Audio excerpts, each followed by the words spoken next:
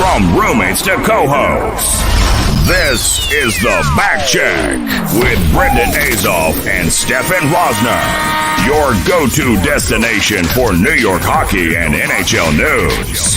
And now it's time to drop the puck. Here are your hosts, Brendan Azoff and Stefan Rosner.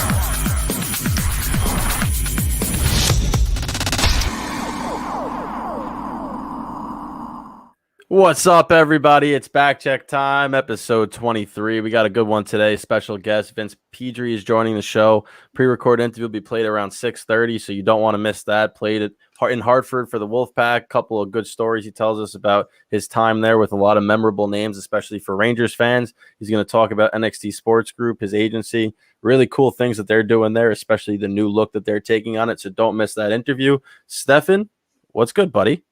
I'm great. You know who's not great? A referee in the NHL, because, oh my God, today the game. Let's just get right into it, shall we? So, referee said something not so nice on a hot mic. And oh, grow up, everybody. They fix calls all the time. Okay, so let's give the gist of what happened. So, Nashville wins a game against Detroit 2-0. At the end of the first period, it was getting a little scrappy. Nashville was close to going over that fine line of, okay, maybe this game's going to get out of hand. A call was not made. Midway through the second period, I think with about 12 minutes left, Peel gets caught not turning his mic off, and this is what he says, caught on broadcast for the world to hear. It wasn't much, but I wanted to get an effing penalty against Nashville earlier. This is after him making a call that was a borderline call that probably didn't need to be made, but that's what he says. Okay, so that happened, and today the NHL announced that he has been fired. But, Brendan, we found out later that it doesn't really matter in the grand scheme of things. No, he was retiring at the end of the year anyway. So this is just the NHL's way of saying, let's make it look like we're taking care of a problem, get out the door. The real way they should have handled it is say, hey, referees, call the game by the rule book, not by makeup calls, which is something that happens whether you're 8 years old playing mite hockey or you are in the NHL. It's a thing in hockey. So I don't understand why just because he got caught saying it, every single ref does it, right? He wasn't saying, oh, my God, I have money on the game. I got to call Nashville for a penalty. He was doing a makeup call. So, whatever. It's a BS thing. Should it have resulted in this? No. Maybe some supplemental discipline, but firing is a little extreme. So, yeah, I agree. Fire is extreme. And I think the biggest issue here is the fact that the whole world, the whole NHL landscape heard this. And I think the biggest thing is that put a lot of pressure on the NHL to deal with it, because you take the quote as it is. Integrity issue. When one of your officials, long-term officials, makes a statement like this that everybody hears, one, this game, I have to watch and say, okay, was this game called unfairly? And two, all the games he's called in the past, do we have to now question the result? Now, we're not going to do that because it's hockey. As a ref, your job is to, yes, call the penalties you see, but also keep the game in check. When I've refed, any ref could tell you that when you're being trained, it's keep the game in control. If you see something early, call it in the first 5 minutes, 6 minutes, because if you call a bad hit or a bad thing early, you're probably not going to see it happen as the game goes on. Players are going to realize, okay, if I do this, I'll get a penalty. Problem was, it wasn't called early. So now when you call it late, we see this a lot in the regular season and in the playoffs, where things are let go in the regular season. They happen in the playoffs, and now you see the call. No consistency there. So the biggest thing is call the plays early. That way it doesn't happen later on in the game. That didn't happen. He made a makeup call here. But when you look at it, you get that quote. I have to make a call against the effing, Predators because this and that. You hear that he made this call because he wanted to keep this game from getting out of control, which is the right thing to do. Now, does his quote not the right thing to do. It's his job is to keep the game in check. Now, should he have made the call that he called, the tripping call? No, it wasn't. It was not even close to really a bad penalty at all. But he made the call because he thought, he owed the call and he wanted to keep the game in check. I have no problem with keeping the game in check. But first off, learn how to turn your mic off. You've been around forever. It's one button. Figure it out. And you just new technology is hard for some people. But you just can't be saying, even if that's not what he meant, that's what he said. And Brendan, we talked earlier about press conferences, and you made a great point. I'll let you make it here. They should have the refs have press conferences. You know how many times I wanted to look at a ref and say, "How the hell did you not see that trip?" Or "How'd you miss this call?" Or "What would you see on the replay that led to you saying it wasn't offsides when it clearly was, or it wasn't a goal when the glove's clearly in the net?" Like, just let us get that insight and the clarification on it. How many times have you watched a game, right, where there's a review on a goal where the goalie makes the save, but you could tell the puck's in the net, but it's not visible, right? Why are you calling it no goal because you literally couldn't see the puck, even though everyone and their mother knows it's in the net, or are you calling it because you saw that it wasn't in the net? Like, I would like to get that insight just to see how many of these calls are actually made based on the ruling of it has to be clear and concise evidence. And you could get bad calls. They're going to happen in every single game. But they're human. If a ref after the game goes, "I saw this," that's it. There's no argument, because it doesn't matter what you saw. You're seeing it from TV or wherever you're standing. They're seeing it in the speed of the game. If they said, Correct. Let's say the trip yesterday wasn't good, and they interviewed him after the game and said, how could you have made that call? All he has to say was, "From what I saw, his stick was between his legs." That's it. It doesn't matter what a fan thought or what a team thought. He is calling the game based on what he sees. You get that press conference out of the way after the game last night. Let's say he said what he said. If he explained, "Listen, the game was getting out of hand at the end of the first. We did not do a good enough job as referees of controlling the game. In the second period, we wanted to make sure we got a penalty called early. That way we'd make sure the game didn't get out of hand. On this particular play..." Yeah, but if a game's getting out of hand, you don't call a trip. Well, again, though, that's the thing. If they had said, "How could you have called that?" All that PL had to say was, "From my vantage point, it wasn't a lot, but I saw his stick between the legs, and we saw close trips near the boards that we wanted to avoid. I'm calling this here in order to set a standard for the rest of the game that kind of play, whether it's a close, quick trip or not that bad, we want to get that out of the game. We don't want to see it for the rest of the game. That's why I made the call." I guarantee he probably still has a job. Does he get suspended? Yes, but I think the fact that this was blown out of proportion the way it was, the integrity thing, the live mic on national television, they were pressured into saying, "Look at the image now that the NHL has, that the integrity is being questioned. We have to make a statement," and they did. I play Chell all the time. The refs miss calls in that game, and they're automated. So we can't expect the real human refs to get everything right. And this is an instance where if he didn't say anything, he'll have a job, even though we know fixing happens all the time. But we just got a comment from our buddy Isle Sign guy that says, "Brendan, are you willing to concede that King Henry has been dethroned by Islanders goalie Sorokin?" Great guy, great guest. Absolutely not. He's miles and miles and miles away. He's not even better than Shesterkin yet. I don't care how many Islanders fans want to come at my head. If you put Shesterkin behind that Islanders defense, look at his numbers, okay? He's doing this on a team that last year was terrible, went 10-2, and now his numbers are 6-7-1. Sure, he's not above 500, but he's in the categories, the top of every single category when it comes to the advanced analytics for goaltenders. So let's all calm down. Sorokin's looked very good. He had his best game of the season against the Flyers, but hasn't really been tested outside of that. So good goalie, nowhere near Henrik Lundqvist. God. Mr. Dowd, love you. Awesome guy. Great interview, all that. Let's have this conversation in about 12 years. And look at the numbers. 15.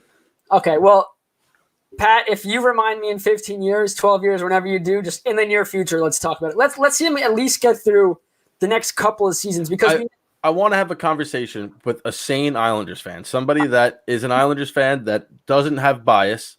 Okay. And you tell me if you take whoa. First off, you want to have a conversation with an Islander fan that doesn't have bias. Every Islander fan's biased a little bit, but let's try it. Every fan's biased in their own way, but I'm talking about the people that can have an actual discussion. Okay. Let's do it. Henrik Lundqvist. Yes. If his career had the team that the Islanders have right now, would he have won a cup? 100%. Okay, I'd agree. And one cup might have, maybe a couple. Look at the Islanders the last couple of years. It really hasn't been goaltending that's failed them at all. It's been just the inability to come through in big moments, scoring goals. But you look back and Lundqvist has played hero in how many games, even in the playoffs, right? Well, that's my thing, yeah. He makes that extra save. Now, Varlamov has been great. He was great in last year's playoffs. Leonard was great. Greiss was great. But when it came down to that big save where make or break for a game, go back to a couple years ago when they were playing the Hurricanes, the Islanders, they get eliminated. I think they lose the last game 2-0, and it was 2 goals in about a minute something stretch. One of them was weak, and we even saw in college when they got blown out in that last game or whatever it was. Those 2 saves he could have made in that minute and a half, and the Islanders find a way to win that game. Could Lundqvist have made that save? Now, I'm not going to play that because we're not in that situation, but Lundqvist, if he had the defense he had, yeah, I think on the Islanders, he does win a cup. And it just goes to show about how good Lundqvist had. See, the thing is Lundqvist has had to be that good, given the group in front of him. You look at these Islanders goalies, right? You put Lundqvist in front of it, he's not nearly facing as many shots, as many desperation saves. He's more compact, and I'll also throw out there that he would have won cups and would have been able to play, I think, longer. If this defense was in front of him for 10 plus years, right? The stress, all of that Lundqvist had to go through. Now, they had some good defenses in front of them. Oh, they did. But I think that when you're looking at the Rangers teams that went to the Cup and went to the Eastern Conference Finals 3 straight years, right? Those teams were built similar to the Islanders, where it was defensive first. They didn't have much scoring. They didn't have any big names up front. The big name that they had and they acquired was Rick Nash, and he was he evaporated in the postseason. So you're looking at those teams, and they're very similar. And the one difference is Trotz and Trotz's system. Now, if you put Trotz on that Rangers team that went to the Cup and said, "Here you go, Lundqvist has a cup," because their defensive structure, as good as it was, would have been tighter even against the Kings. So that's why I think if you switch roles and you take Lundqvist and put him on this Islanders team, like you said, the goaltenders that the Islanders have had, and Leonard, Varlamov, all these guys, Sorokin now, have done their job, and they've been very good. And Sorokin's the guy of the future, and I think that he's going to be exceptional. But you put Lundqvist on this team in his prime, and all of a sudden you're talking about saves that, have gone in on Varlamov, shots that have gone in where you're like, oh, that's a shaky one. Those never went in when they were going to the Cup. And even if he had one of those go in, he would not allow a goal the rest of the game. That's how good he was. So now look back to, we're talking about Lundqvist in his prime, correct? I mean, you could talk, his prime was 10 years. So even if Lundqvist is in his prime last year and the Islanders go up against the Lightning, I don't think they win that series because it wasn't the goaltending and defense that was an issue. Well, if you want to say defense, it's just the fact that the Lightning came through in big moments. The Islanders could not score. Doesn't matter if you have Brodeur back there. But if you have Brodeur back there, I've seen this guy steal so many games where you're looking at it where the games that they lost 2-1 in double OT in the game 6, right? Or was it 3-2? You're talking about the Kucherov with 8.8 seconds left, and that was no, I'm talking about the Cirelli game winner. Yes, yeah. Who knows if Tampa even scores that game? That went off of Varlamov and in. It's like those are the narrow things. And listen, I've watched Lundqvist got lit up by JG Pajot in that Ottawa series in that one game.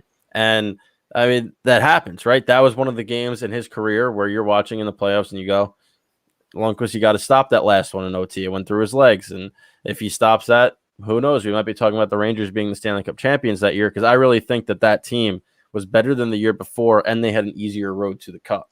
But it never happens like that, right? It's always hindsight's 20/20. So it's an interesting conversation. But before we get into the Rangers and Islanders, I want to just talk about something that I thought was funny. So the Flyers, Chuck Fletcher is their GM, right? Yeah. And he said, I've made many, many calls. I've been much more aggressive, I think, than a lot of people just looking at different options. But there doesn't seem to be a lot of teams out there willing to take on dollars and term at this point in time. There seem to be more teams looking to move some pieces rather than take on pieces for various reasons. Probably because of the flat cap, buddy. And they're in a situation right now where they're 4-8-1 in their last terrible. 13. They're terrible on all facets of the game right now. And they have a game on Thursday, tomorrow, where they play the New York Rangers. If the Rangers beat them, the Rangers move ahead of them into 5th place. And now you're really looking at a season for the Flyers where you're like, what the heck just happened? And I think that tomorrow will be the tone setter of whether the Rangers are ready to make that push for a spot, not saying get there, but make a push, or the Flyers are going to say, what the heck is going on here, guys? And you got your veteran leaders step up and say, we beat the Rangers today, and we start to make that push. Whoever wins that game tomorrow is going to be that team that pushes. So based on Fletcher's quote, it seems like he's selling. No, he said he's not selling. But he just said that teams aren't willing to take on.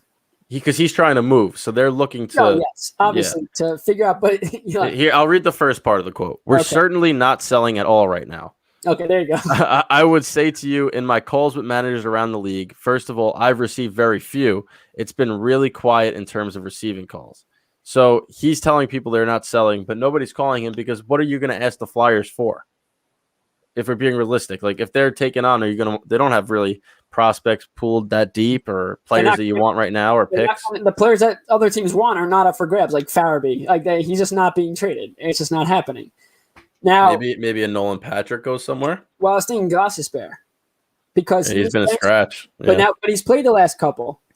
So are they playing him for the reason to get eyes on him potentially? But the Flyers, if it wasn't for the Sabres and the terrible year the Sabres have had, the Flyers are finishing the season in last place unless they turn it around. Now we saw last year they are more than capable of doing so. They did it last year. They went on an absolute tear. We had the hiatus. They came back and won the round robin, which, by the way, on record, I did say they would win. Somehow they'd find a way to win it. But we're seeing this. Yeah, they look like poopy after that. We're seeing the same team we saw them play like in the bubble. They played the Islanders, didn't play particularly well. Their defense showed flaws. Hart wasn't as brilliant as he was during that stretch in the regular season. I think our standard for what we think Hart was magnified severely based on his play against the Islanders in the series and all that kind of stuff. Ooh. You want to hear what Bob McKenzie just said about Tim Peel? What? He said, "It's my understanding, and if you read the release, Tim Peel's not being fired.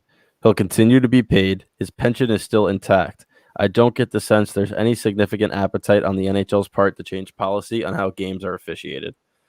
So nothing happened. He's just not roughing a game, and like we talked about, they're sending him into retirement. I was going to say that somebody who's of Tim Peel's stature in officiating, who has reffed over 25 years, I think it is, it would be really, really hard to look at him and fire him and take away that pension and his pay for the rest of the season.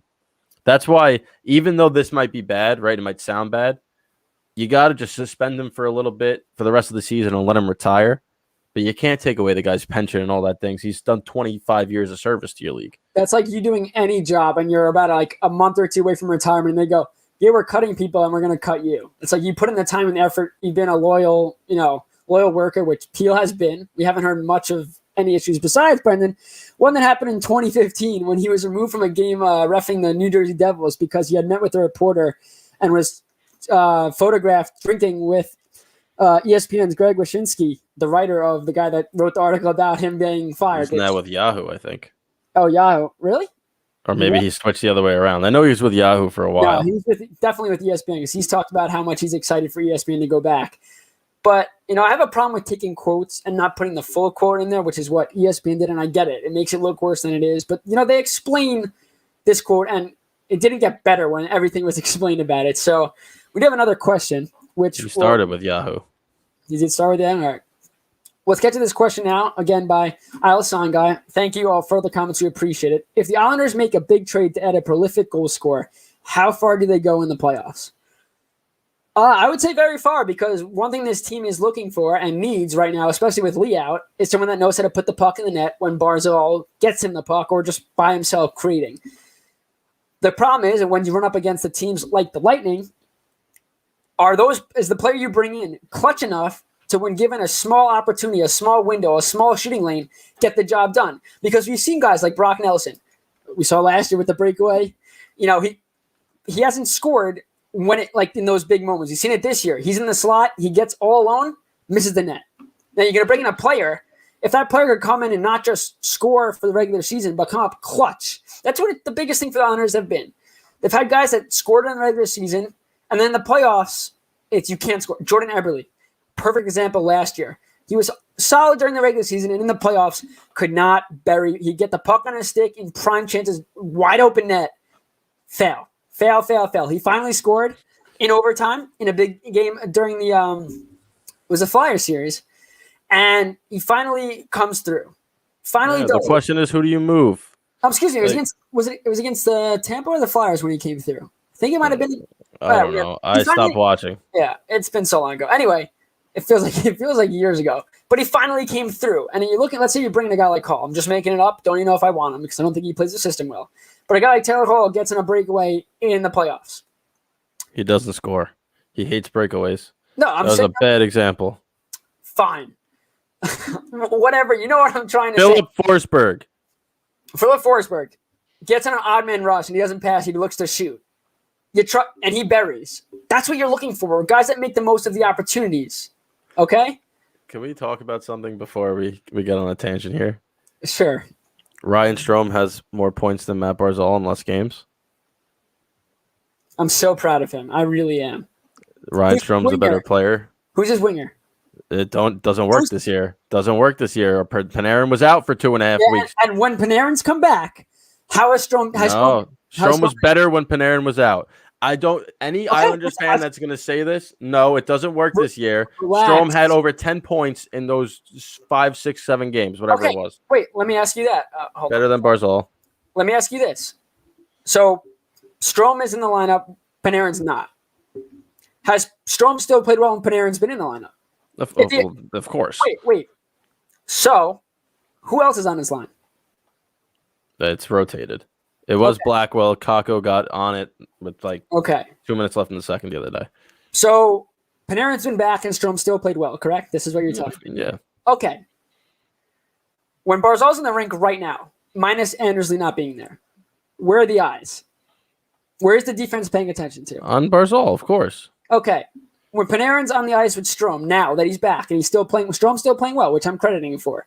Yep. Where are the eyes on the ice when he's on his lines in the rink? But I'm saying this argument's invalid because when the eyes were on him, he still produced. No, and if you're going to tell me one is viewed as a superstar and the other one's not. Okay, first off, on the record, I don't think Barzal's a superstar yet. All right, fair. That's my take. But I'm going to say, though, right now when Barzal's on the rink, and we'll get to the stats with him without Lee. When Barzal's in the rink right now, I believe has not scored on any chances. And Leo Komarov, you might as well not guard him because you know who should be in Komarov's spot? I know Oliver Wahlstrom. I know, yeah, that guy. Okay. No, I don't agree. But anyway, that guy. But Barzal goes on the rink now, and the defenseman goes, "Oh, see the guy on his wing? Yeah, don't even worry about them." And Barzal's gotten frustrated. The amount of times that Barzal has set up Leo Komarov, not for just tappings, for wide open opportunities, and he hasn't scored. Not saying he hasn't gotten great shots off, but has not scored. Pisses me off, and you can see Barzal's frustration. It doesn't matter what to piss me off. It's Komarov's job. The frustration level that you're seeing Barzal have, and I'm shocked he hasn't taken that many penalties since Komarov's been in the lineup because it is tough. When you set up a guy like a Leo Komarov, who clearly doesn't have the goal-scoring prowess that a Wahlstrom has, that a Lee has, that pretty much any other player in this league will have. I'd rather have Matt Martin on that top line because he's shown that he could bury here and there. Now, obviously, we're not moving Matt Martin off that line, but the question that Komarov remains on that line, and he's played it the last couple of games, instead of Bellows, who I understand, he struggled. I don't think Trotz likes him that much, and I don't know if we'll see Bellows again. He's one of those pieces that you're thinking goes the other way in a trade, whether it's for Dustin Brown and Eric Stoller or Taylor Hall or Forsberg. He's probably going the other way because Wahlstrom's untouchable. But as you're saying, Strome, you can compare the stats. I compared a stat of Wahlstrom and Kaprizov the other day, and it was liked by a lot, but I don't know how many people actually enjoyed it. No, it's obviously I know that Barzal's a better player. I thoroughly enjoy the fact that it's been this close over the last 2 seasons. I think they're separated by a point, or they might even be tied right now. But see, last year, if you're getting into that, last year you have to credit that he was playing alongside Panarin. No, okay. So last year that was the thing. He's playing alongside Panarin, but he proved this year that he can just produce. I don't know if there's a certain confidence that he has since coming back to New York where he's realized, but he's produced at a very good rate for the Rangers. And listen, Artemi Panarin's come back in the lineup, and the Rangers just became a new team. I mean, this guy is unreal. He didn't miss skip a beat or anything.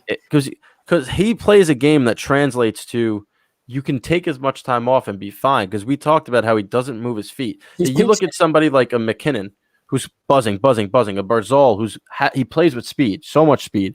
When they miss 2 weeks, it might take them a couple of games to get their legs back under him, which is normal. Panarin doesn't play with that speed. He plays with the slow, pick you apart kind of thing.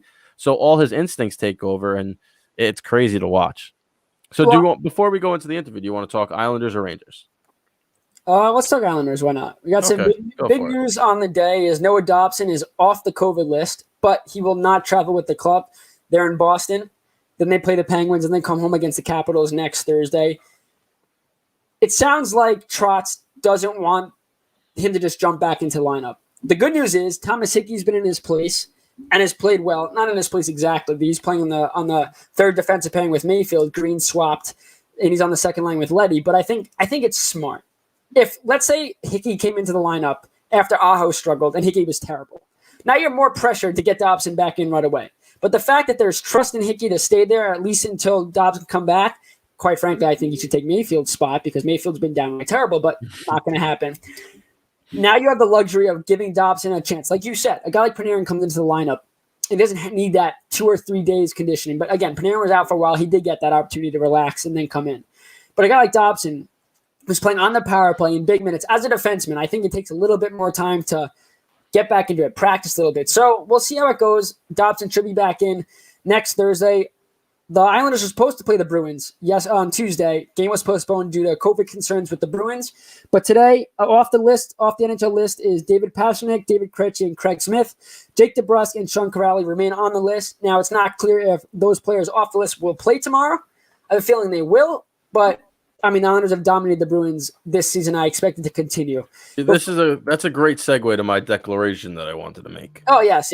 Give us your declaration. Okay, my declaration is that for the remaining portion of this season, outside of the 5 games they play against the Rangers, I am a huge Islanders fan. Let's go Islanders, baby. If they could beat the Bruins and somehow go 7-1 against them this year, huge for the Rangers. If they could beat up the Caps, huge for the Rangers. If they could beat the Penguins, huge for the Rangers. So let's go Islanders against every team not named the Rangers. I will be wearing blue, not orange, because what an ugly color. But let's go Islanders, baby. So I have a Mike Comrie, a Bill Guerin, a Barzal, and a Poso jersey. Which one you want to borrow? Guerin. Bill Guerin? I'll send it to you. Let's go. Bill Guerin's a great dude. I loved him. Awesome captain, awesome person. Now he's doing great things with the Wild. But to go back to the Flyers series, the Islanders take the final 2 games of the 3-game set. And it wasn't pretty for some of it, but they found a way like they've done all year. Sorokin, the last 2 games, has started. First time in NHL career that he gets consecutive starts. Hear this stat. He started off the season 0-2-1 with a 3.65 goals against average. Over his last 8 games, which, by the way, I've worn his jersey since then because I got it as a Valentine's gift. Thank you, Alyssa, for the gift. Anyway, they are 8-0-0 over his last 8 games, and he has a 1.38 goals against average. Now, I know you're going to say, well, who has he played? Well, guess what? It doesn't matter because I didn't say it.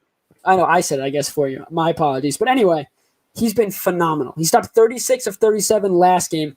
By far, thank you, Alyssa, yes, by far his best game at the NHL level. He made so many unreal saves. First, the Islanders went down 1-0. They were losing. And after it just a deflection off a skate in front. Lindholm got a skate on it. Unfortunate because he had been playing so well. Wallstrom, as he's done all year, was clutch, tied the game up in the third. Islanders find a way to get an overtime. Bavilier wraparound. He's got 2 goals in his last 2 games playing on Pajot's line. It helps when Brian Elliott decides to take a nap.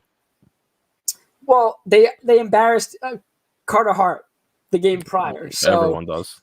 Yeah, it's just he's an walking embarrassment at this point. But, Sorokin's been unreal over the last 2 games. Last game, best game by far at the NHL level. And, the Islanders right now are in the first place in the NHL in goals against per game. They're at 2.18. So I looked back at their Jennings winning season in 2018-2019. 2.33 goals against per game won them that.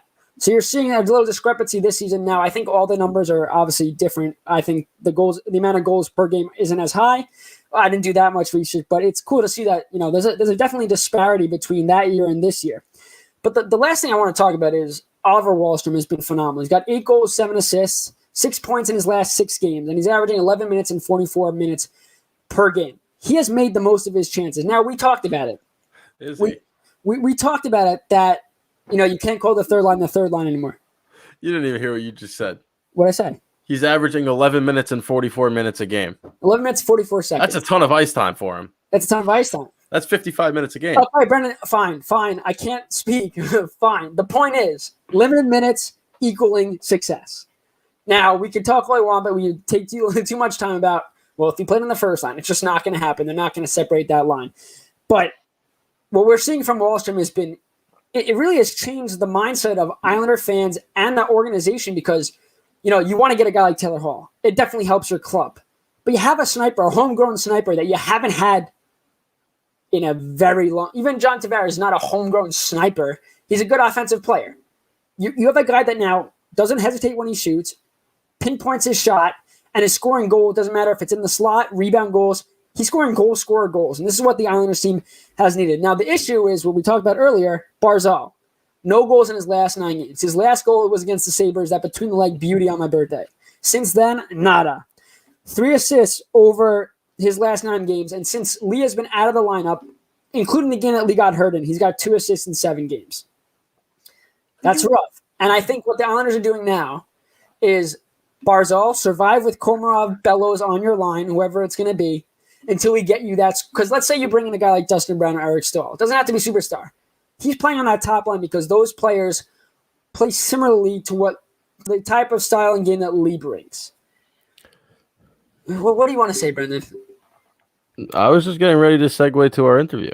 All right, so that's all the Islanders talk we have. Obviously, they're in a great spot. They're in first place. They do have games in hand, especially on Boston. I think they have 4 or 5 games on hand there. But Islanders are a good spot. They play the Bruins tomorrow night, and if they can pull out a win there, COVID players playing or not, this will be big for the Islanders going on to their stretch against the Penguins. It will be. And we're going to go to a quick commercial break. When we come back, we're going to have our interview with Vince Pedrie, and we will talk about the Rangers after that. I will let Stefan finish with some Islanders talk right before the end of the show because I know that he has some other things to get off his chest, and I will continue to roast him for Ryan Strome being better than Matt Barzal. So don't go anywhere. We'll see you in a minute. Hey everybody, it's Brendan here. Do you have old jerseys? What about old hockey equipment? Rather than throw these items out, our friends over at Alternate would love to have them. This nonprofit converts jerseys into reusable face masks. The same face mask the New York Rangers wore in the bubble this past postseason. The old equipment you donate will be given to less fortunate children throughout the state. It doesn't matter what team you root for. Let's all come together to make a difference and grow the sport of hockey. To learn more, head to alternate.com. That's alternate.com. Hey guys, Stefan here. Each night on Long Island, 180,000 residents will go hungry, 39% of which are kids who have no ability to control their situation. Our friends over at Long Island Hockey Co. are trying to help as many families as possible. Each hat sold on their website will provide 50 meals for food insecure Long Islanders. Head to longislandhockeyco.com and let's help the people in our community. Ready for this interview? Oh, I am. All right, well, you're frozen, but let's get to this interview, shall we? Here we go. Joining the show now is Vince Pedrie, former Ranger and now owner of NXT Sports Group. Vince, how you doing today? I'm doing well, guys. How are you? Good. So we'll get right into it. As a former player, how does that life give you insight into becoming a good sports agent?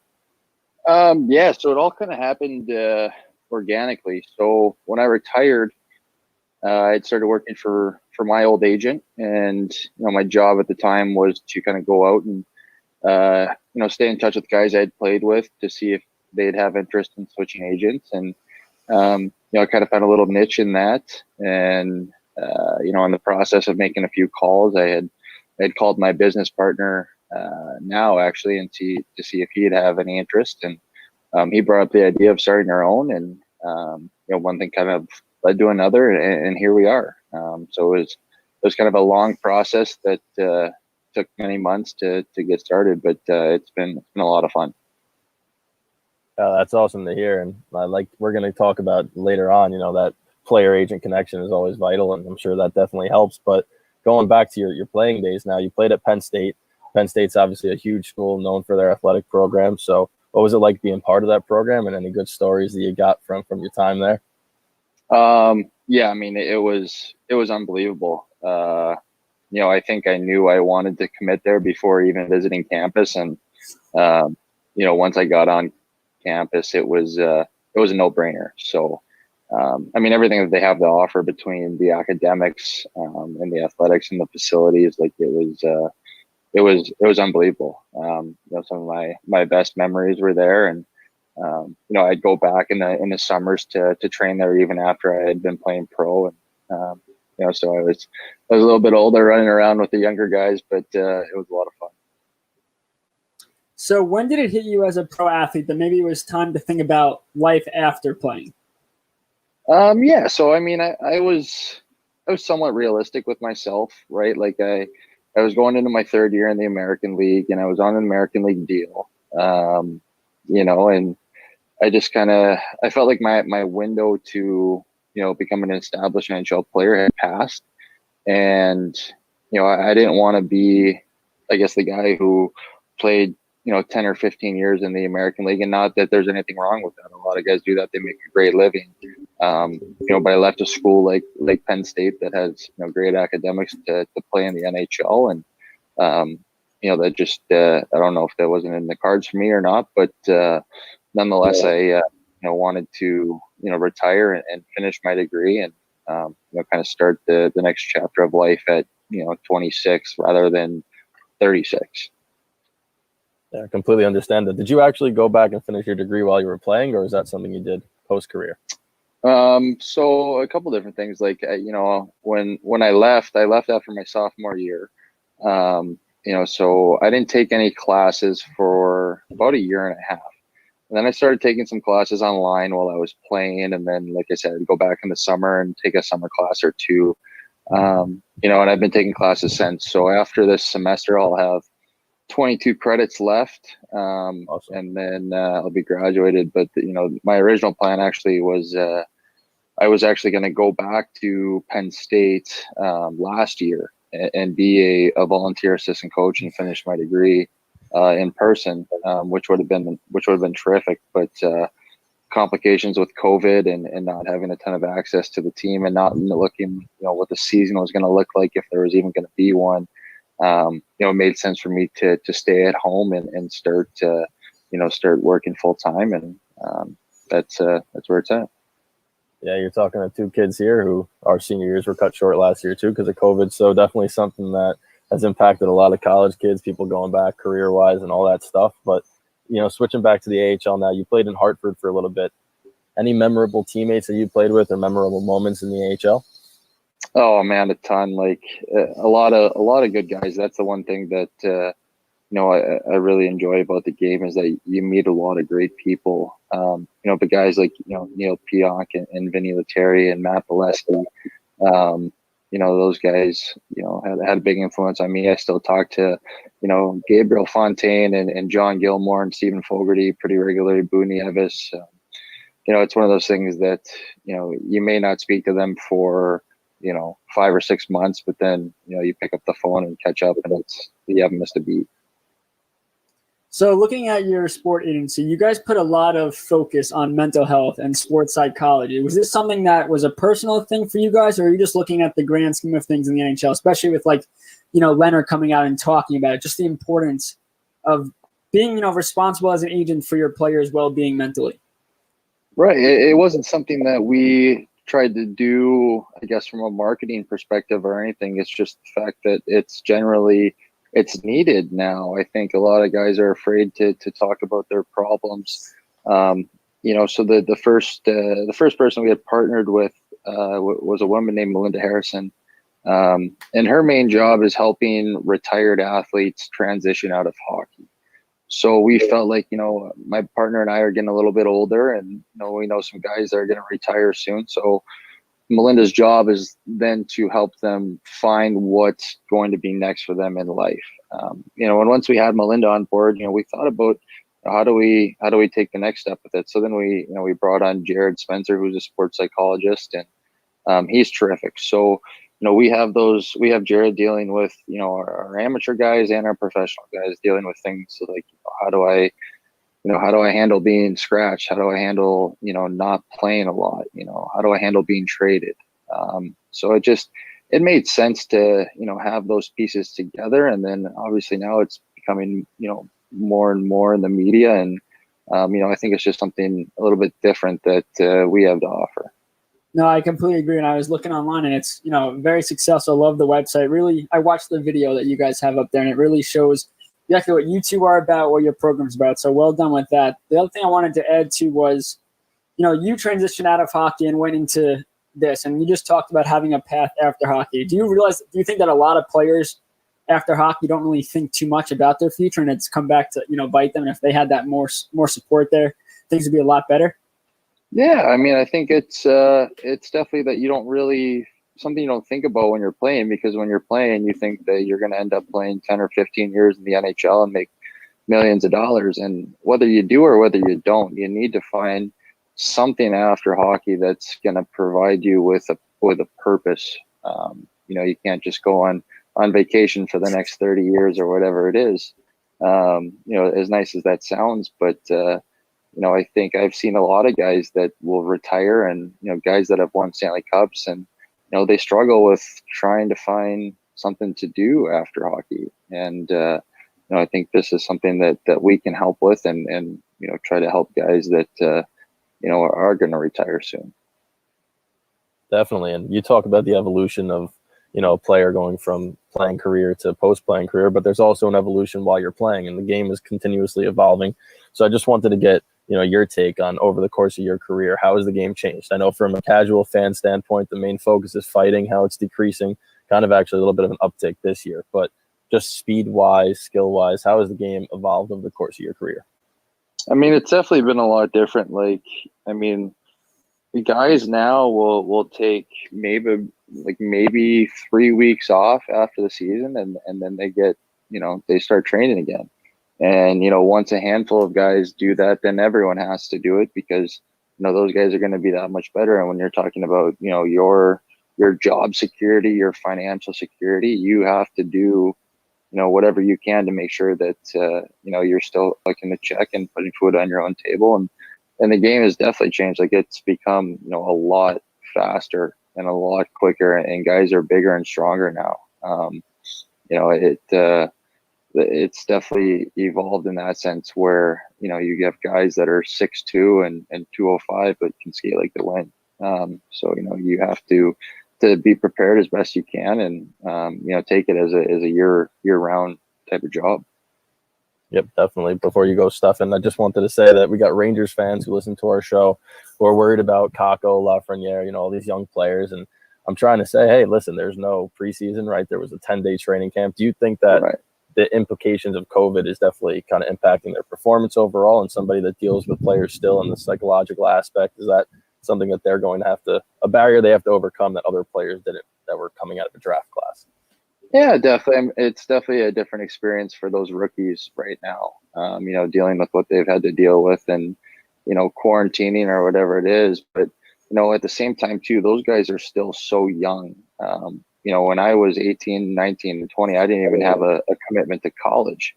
I was 21 years old, still uncommitted, and potentially looking at, going to community college and, moving back home. And, within a matter of 16 months, I was talking to my first NHL team. So development and guys taking that next step can happen at any time.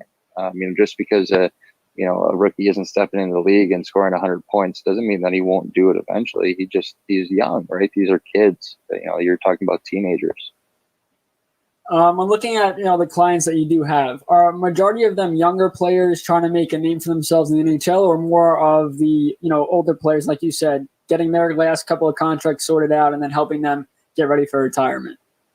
A little bit of both. So we have a good mix of guys that, like I said, that we had played with, some guys in the East Coast League that are working their way up and sticking to it. And then, with the way that the world is now, you do have to look a little bit younger. So we have some amateur clients that we think that, have the opportunity to grow and develop into NHL players. So we have a good mix of both. And, we're always looking to, add and improve our client base and make sure that we're still creating a family style approach, where it's not like you're talking to your agent when they call us. We want to be able to be there for them, whether you want to go play a round of golf or, go to a wedding or whatever. We're trying to, develop something more than just a work relationship. Yeah, to add to that, you talk about that more than just a work relationship. Being a former player, knowing, being in the past that these players have been into, do you think the the relationship that you have with the player is different than just going out and getting a sports agent who's pretty much all about the numbers, getting the deal, rather than having a guy that, listen, I know what it's like to be in your shoes. I know what it's like, and I'm really looking out for you. Yeah, I think that's what makes us a little bit different is, between my business partner and I, we've had, very highs in our careers and very lows in our careers. And we understand what it's like to be traded or to be released or to go through a hard time. And we understand what it's like to, accomplish a goal and then be striving for what's the next step. So it's easier for us to kind of relate to the players, in the fact that we're a little bit younger and that we actually, have played the game recently and understand what it's like. So I got to ask a question now that I know you've been in the AHL for a little bit. We were interns at the Binghamton Devils last season, and we got to see a teddy bear toss. And I just wanted to know your take on those, if you've ever been a part of one, and how long it takes to actually clean up the ice after all these fans are tossing their teddy bears and stuffed animals onto the rink.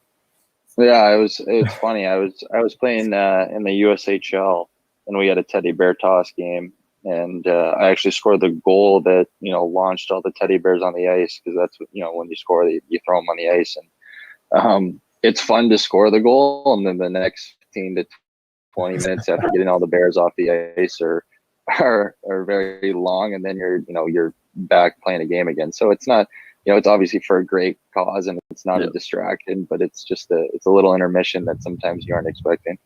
That's pretty cool, though. I don't know how many people get to say that they scored that goal that led to the teddy bear toss. That's awesome. Thanks. Right place, right time. It's about the teammates. Yeah, I mean, I guess you got blamed for the long intermission there, the 15, 20 minutes or so. But going back to what you said, you went back to school. What did you go back to finish your degree in exactly? I know, obviously, you're running a business in finance. Is that one of the things that you're solely focused on? No. So I'm a communications major, and we have, great financial partners with our agency. But I'm a communications major, and 22 credits away from finally graduating and getting to wear a cap and gown for the first time. So I'm looking forward to it. Yeah, we didn't. Unfortunately, we didn't get to wear ours, and it won't happen anytime soon. But it's all about getting that degree. And obviously, for a player, I feel like not a lot of players go back and do what you're doing. So it's definitely, you're setting a good example for the young players that, hey, focus on hockey. But when hockey's over, it's never too late. One thing that we've heard players say when they decide, we're going to stay in college or go pro is, that chance to go play hockey is not going to come again. But I could always go and finish college, and you've certainly done that. Yeah, I mean, it was definitely, a really hard choice. And, hindsight's 2020. I probably wish I would have stayed one more year, and, I had been another year close to graduation. But, nonetheless, I can't say enough good things about the university. They've allowed me a lot of flexibility when it comes to take classes and finishing my degree. And, in that sense, I'm, forever grateful to Penn State and what they've allowed me to do. But, you're right. When you've worked your whole life to, potentially play in the NHL, and when you have that opportunity, you have to take it. So it's one of those things that, you just got to try. The last thing for me, before I let Brendan finish it off, is, you talk about wanting to go back and be an assistant coach at Penn State. Is coaching something you're thinking about in your future when the world opens up again? Or are you thinking more of, I'm just going to stay and work on this agency stuff? So, yeah, that was the interesting thing when I retired, because I had a few different avenues that I could have gone down. And I like to keep, my doors open. So right now I coach a 15U AAA hockey team here local. And I also run the agency, and, if coaching is in my cards, then that opportunity will present itself. But I'm definitely banking on, the agency for a long-term plan. And that's my goal. That's my passion right now. And, I intend on it, being that way, but nonetheless, you obviously don't want to close any doors that may be, open for you. So the last question that I got is, I know that we all talk about these off-season, signings, free agent signings, trades, all these good things that go on. But being an agent, I'm sure you have more insight on that process. So how tough is it to get a contract done? What's the negotiation process like, and just how into it do the two sides get?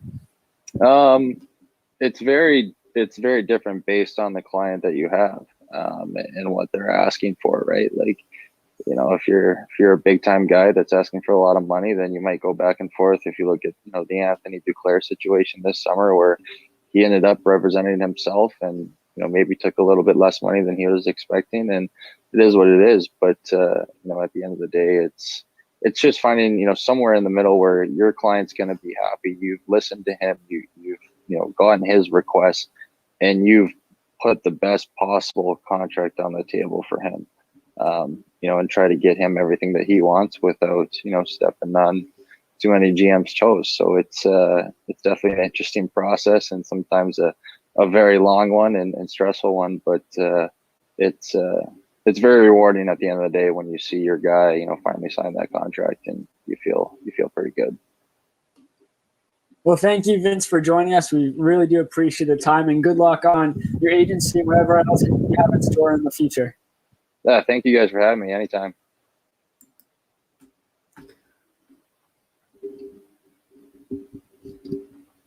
Great interview right there, and it was really some good insight on what goes on behind the scenes when it becomes a player agent and a player and agent relationship, I should say. And he's actually kind of a player agent, if you will. But some of the names, my favorite part of that was when he was mentioning the Booney Evans, Neil Pionk, Vinny Lettieri, and I'm like, wow, all those guys had time up there, and Rangers fans were accustomed with those guys. So it's really cool, and I'm sure the stories that he has from playing in Hartford is awesome, and we appreciate the time. No, it was a great interview. Learned a lot, too. You know, we don't hear about many sport agencies focusing as much as his agency has on mental health. And obviously we know it's a major issue, and kudos to them for getting ahead of, you know, this big issue. We've seen it around the NHL as it affected a bunch of players where they're you know, some players don't want to talk about it, and that's okay. But if you're an agent for a player, you want to know what's happening inside their head. You want to know what they're thinking about, what they're feeling about situations. It makes it more relatable. And being a player, a former player, he understands the hardships that happen during the obstacles that need to be, you know, crossed during the season. But Brendan, in the last 8 minutes or so, that's enough time to talk about your Rangers. So let's get to it. He's back. Dun, dun, dun. Tomorrow, he's starting in goal. I think that's huge, by the way. Igor Shesterkin's coming back tomorrow. And we actually spoke about this the last time we had a show. We said if Shesterkin comes back and can play the way that he played before his injury, and the Rangers can finally put together that offensive-defensive combo, they have the ability to go on a run. And for me, in order for them to make that postseason push, a run is exactly what they're going to have to do. And I actually broke it down by game. They have 25 games remaining, okay? I think they're going to need 38 out of the 50 points to make the playoffs. That's just me. I think 70 points is realistically the goal for them to finish in the top four. So that means going 18-5-2. Now, if you break it down by who they play the Bruins twice. The Bruins are in front of them, got to beat them twice. Sabres, you play them 4 more times. With how bad they are, you got to beat them 4 times. Yep. I mean, that's just what it is. The Islanders, they play them 5 times. That's going to be hard, but you're going to have to try to go 3-1-1 against them. I know it's going to be difficult, but you got to try to do it. They play the Flyers 4 more times. 3-1 is what. Yep, that's what I'm saying. Capitals 4 times, 3 wins. Devils 5 times, 3-1-1 is what I have them going. And the Penguins 2 times, I have them finishing 1-1. If they hold true to all that, that rounds out to 18-5-2. That's your 38 points, and I think you're in the playoffs. But are they going to be able to? That's the hard part. If they somehow mimic what you just wrote down. Oh, I'm going right to the casino. I wasn't going to say that. Go to any hockey team and say, hey, I said this. I broke it down. These are my numbers. It worked out. I was a genius. Here's my resume. I'll start tomorrow. Well, if they break it down like that, that means that they're going to be cooking on all cylinders. And right now they're on a 2-game win streak.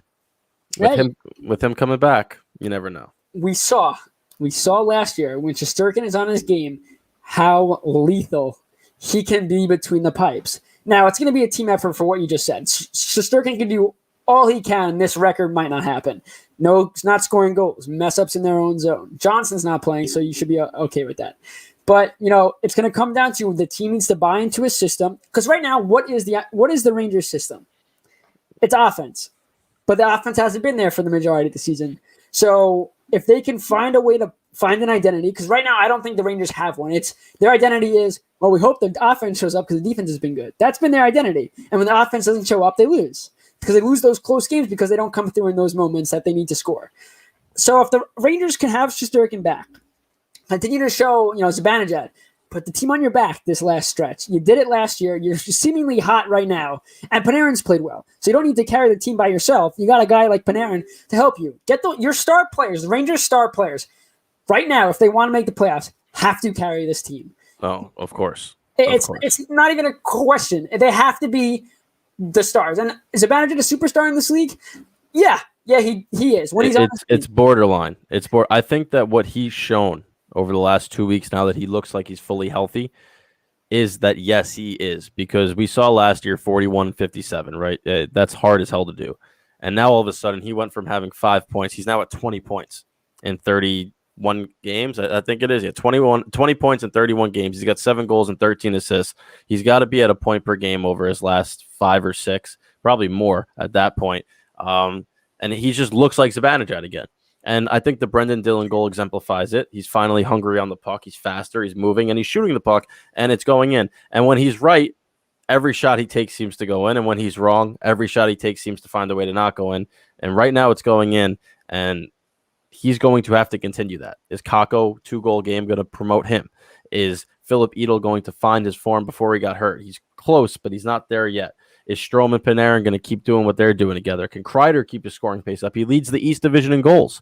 So if they can collectively mash all that, yes, they have a chance. Do I think they can collectively mash all that? I'm not sure. And the biggest question mark to me is Shesterkin coming back. We know what injury he's coming back from, right? It's a groin pull. Does he have that ability? And the Rangers posted something in practice today where he made a ridiculous glove save on Artemi Panarin that got every Rangers fan salivating at the mouth. And I think if he can start to play like that again, if they go on a 7-game win streak, my mood, which I said 5, 6, 7-game win streak, 7-game win streak starting right now, by God, I will be the happiest man on earth.